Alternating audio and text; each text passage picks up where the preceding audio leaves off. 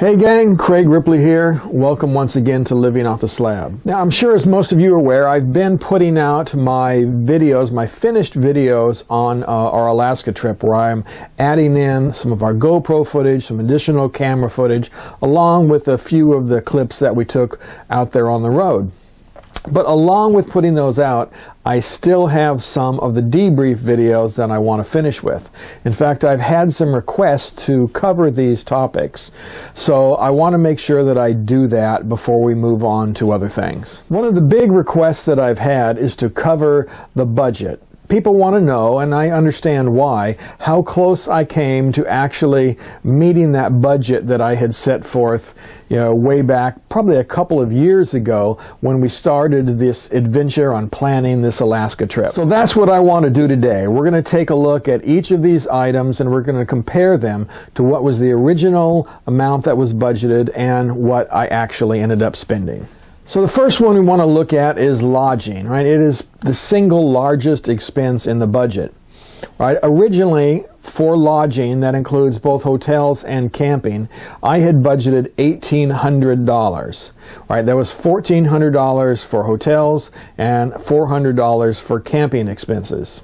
Now, what happened with lodging? Well, I ended up blowing that budget altogether. I ended up spending $3,151 and change in hotels and camping costs. And the reason for that is that when I originally did the budget, I was planning on camping for 3 of the 5 days going out to Boise. And then I was also planning on camping about 5 days coming back. And that was an 8-day trip, so I was going to camp 5 days coming back over from Spokane. Well, what ended up happening is, after talking to my wife and really looking at the mileage that I was doing, going out and coming back by myself, so decided not to camp and decided to get some hotel rooms instead. So we had some extra costs in hotels going out and also coming back. Now, in addition to that, everybody knows, if you watched any of my videos while we were out there on the road, I was having a really tough time sleeping when we were in the campgrounds. So I ended up getting an additional 3 nights or so of hotel rooms that I had not budgeted for. So all in all, then we ended up with, well, somewhere in the neighborhood of like a dozen extra nights in hotels that I had not originally budgeted for. But you know what? That's fine. I think it was well worth spending the money to have a good night's sleep. The next item is fuel. Again, it is a pretty big item in the budget. I had originally budgeted for $4 a gallon, and given that we were going 12,000 miles and my bike averages around 40 miles a gallon, figured I was going to use about 300 gallons worth of fuel.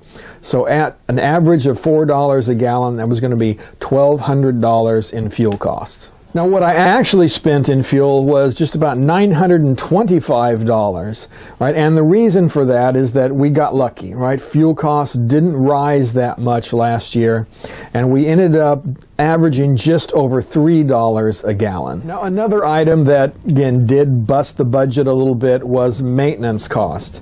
I had originally figured that we would spend around, or I would spend at least anyway, about $600 or $700 on maintenance cost. Because originally I was hoping to be able to have a set of tires that I put on the bike before I left, and then have it changed in Anchorage, put a new set of tires on there, and then ride those all the way back home. And that would have worked out great. However, I had a little trouble finding a dealership up in Anchorage that would put tires on for me. You saw my video, Yamaha of Anchorage just would not return my phone calls when I tried to schedule an appointment. I ended up having to do the service myself in their parking lot. That has changed the oil, is basically what I was looking for then. And I did want to have those tires put on. But because, again, they wouldn't get back to me, I ended up changing my plan, and I had a fresh set of tires put on in Boise, and then I had another fresh set of tires put on in Spokane. So that's 2 sets of tires, about $300 each for those set of tires, and then I had to ship the tires out to those dealerships. And because I changed basically shipping zones for FedEx going from Boise to Spokane. So it cost me about $72, I think it was, to ship to Boise and $90 to ship to Spokane. Now, another thing I ran into with the maintenance was there is a big difference in price for this service. I had an oil change done and tires put on in Boise, and it ran me about $250. The folks at Snake River Yamaha were great. They did a fantastic job for me. Now, the dealership in Spokane, which was All Sport Yamaha, they did a great job too. The service was really good. They have a great dealership there. They treated me very well. But there was a big difference in pricing. Right? I had tires put on, I had oil, and then I had differential fluid done, and that all cost me about $450. The difference is that the guys at All Sport in Spokane, they have these package deals, right? You know, they have your bronze, your silver, your gold, and your platinum plans that you have to purchase. So you don't just get a oil and a differential fluid change. You have to do all these other, quote, checks that go along with it. And their prices are a little bit higher because of that. Again, that was fine. I didn't mind spending the extra money. They did treat me great, and they washed the bike for me and everything, so that was awesome, but there was a big difference in the pricing. So when you add all of that up, it comes to $1,394.52 for maintenance. Again, that includes buying the tires, shipping them out there, and then having all of the work done, right, along the way. Now, I actually in that cost is also the cost of the oil that I changed when I was in Anchorage, right? Basically, I had the filter with me. I had everything I needed except for the oil. So I purchased that from them, which I think ran around $50 or something like that. But that was the total cost of all of the maintenance. Again, about double what I was expecting. Now, food, that was one where I actually spent less than I was originally thinking I would. I had budgeted about $1,400 for food on this trip, but I ended up spending about $627 and I think 66 cents for food, at least that I put on my credit card. I did spend some additional money in cash, and we'll talk about the cash expenses here in a minute. Another thing we did before leaving was to buy some travel insurance. Right? We went through American Express and brought travel insurance primarily just in case we had troubles along the way and it would require us to be hospitalized or be evac'd back to the United States. Right? So that we were able to cover those expenses. We spent $79 on travel insurance, and again, I personally think that was well worth it. Now, there were some miscellaneous expenses that I put on my credit cards, and that totaled about $283. Before we get to the cash expenses, I want to talk about what I had put aside for emergencies. Right? I had put aside about $940, that is, put it into a savings account that I kept here at home, right, just in case we had some kind of emergency expense that I could cover those costs when I got back. Turns out we didn't need any of that stuff, so I am now able to move that emergency expense or that emergency money right into some of those other areas where I went over budget. The last thing we want to talk about then is cash expenses. How much cash should I take with me on this trip?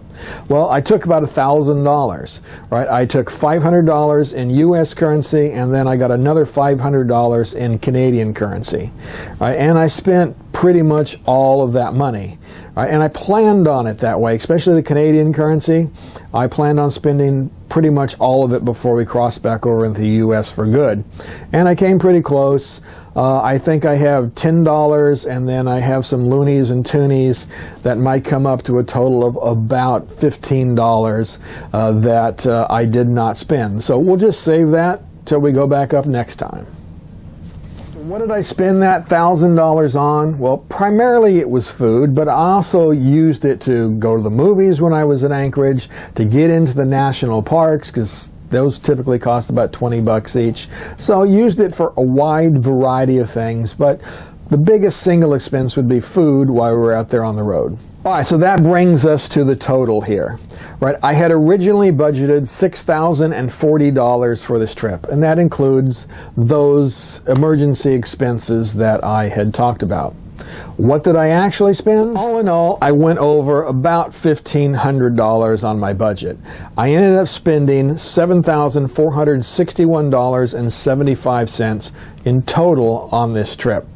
And I really went over because of the extra hotel costs and because of the extra maintenance costs. The other things I actually ended up being under budget, but those are some big items, so they pushed me over the limit. Now, I really don't have any problem with spending that extra $1,500. To me, it was well worth it. We had a great trip, and getting those extra hotels was definitely worth it to me.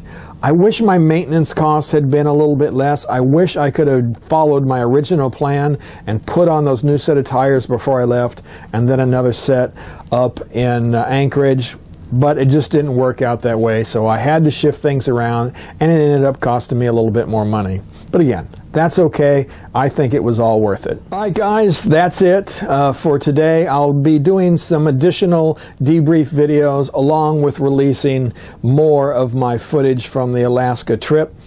Also, I was asked to make these sweatshirts available, so I have done that. You can go to Teespring or to my website at www.livingofftheslab.com, and there'll be a link there where you can get these in both this blue and also in a gray color. So if you want to support the site, that's a great way to do it.